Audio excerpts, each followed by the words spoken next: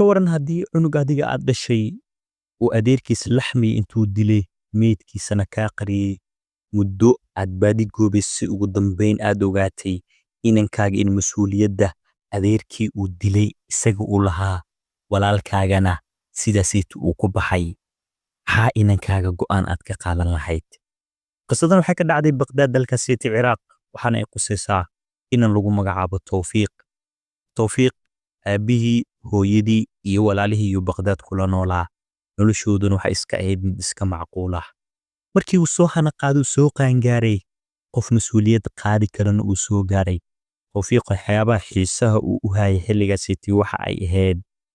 ganacsigiin halkaa uu u jeesto qof ganacsanayo u noqdo sanadii 2000 waxaa dhacday in aabihiis tawfiiq xilligaasiti lacag intuu ka soo qaatay adeerkii oo suuqa ku jiro ganacsada ahaay xilligaasiti